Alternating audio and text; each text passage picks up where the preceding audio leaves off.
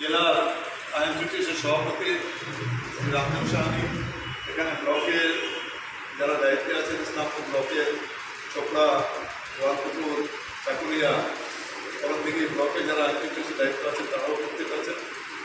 সর্বোপরি তৃণমূল রংমিস্ত্রি শ্রমিক ইউনিয়নের যারা সদস্যরা ওনারাও এখানে উপস্থিত আছেন। আজকে একটা বর্ধিত সভা হলো ওনাদের। এই বর্ধিত সভায় এই সিদ্ধান্ত নেওয়া হয়েছে যে আগামী 7ই সেপ্টেম্বর সূর্যেশের মঞ্চে একটা সম্মেলন হবে রংমিস্ত্রি শ্রমিকদের।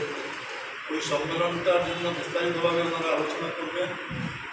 এই পরের রোববারে যেটা 9 তারিখে যেটা রোববার হচ্ছে 9ই আগস্ট, সেখানে 9ই আগস্ট তো অনেক প্রোগ্রাম আছে, নাহলে 16 আগস্ট করতে পারবো না। তো বর্ধিত সভা আলোচনা করবে যে কীভাবে সম্মেলনে কর্মসূচিটা হবে, কীভাবে সম্মেলনটা হবে সেই বিষয়ে ওনারা আলোচনা করবেন।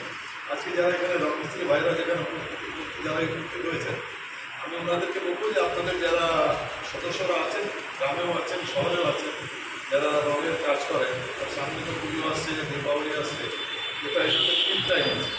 এনাদের নিজের কাজকর্মের মধ্যে থেকে যতটা সময় দিতে পারেন সংগঠনের জন্য সেটা ওনারা নিশ্চয়ই দেবেন। আমি ওনাদেরকে অনেক অনেক ধন্যবাদ জানাচ্ছি তৃণমূল শ্রমিক সংগঠনে ওনাদের আসার জন্য। আমাদের জেলা সভাপতি রামদেব সাহানি আছেন, আমরা ওনাদের পাশে সবসময় থাকবো। ওনাদের যখনই